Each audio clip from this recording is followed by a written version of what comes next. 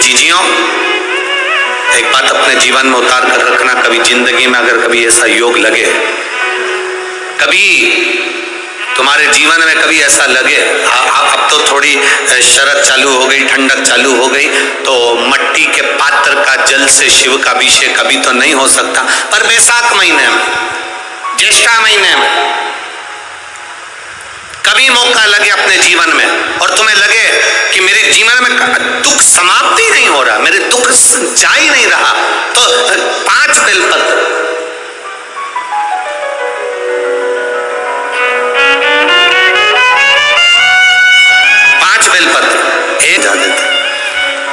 एक बेलपत्र जिसकी डंडी का भाग जल जहां से बहकर बाहर निकल रहा है, अशोक सुंदरी का स्थान देखा है ना सब लोगों ने, बस उसी स्थान पर पहली बेलपत्र। दूसरी बेलपत्र पार्वती जी के स्थान पर, अर्थात जो जलाधारी है वहां पर। तीसरी बेलपत्र शंकर भगवान के शिवलिंग के सम्मुख में जहां आप बैठे हो वहां बैठकर डंडी का भाग विपरीत दिशा में रखकर, तीसरा बेलपत्र। चौथा बेलपत्र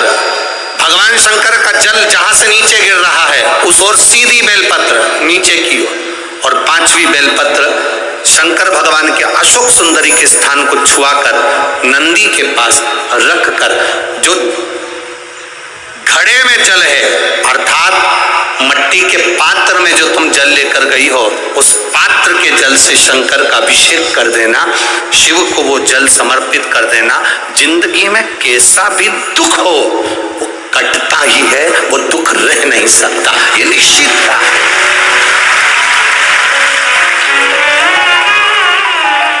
कभी कभी आप लोगों ने नागपुर में ऐसा दर्शन करा कि नहीं करा हमें नहीं मालूम, नागपुर की लीला तो हम नहीं जानते, पर हमारे उधर आज भी होता है। जब बैसाख का महीना आता है, ज्येष्ठा महीना आता है, गर्मी का समय आता है, तो शिव जी के ऊपर ऐसा तिकोना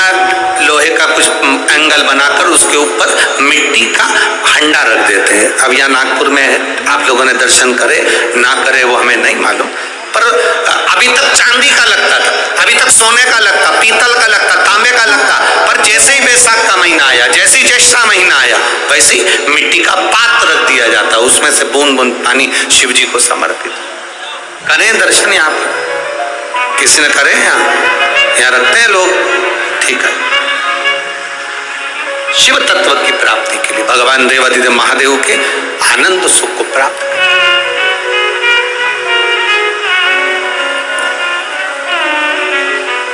जल, अग्नि, आकाश, वायु, पृथ्वी, 5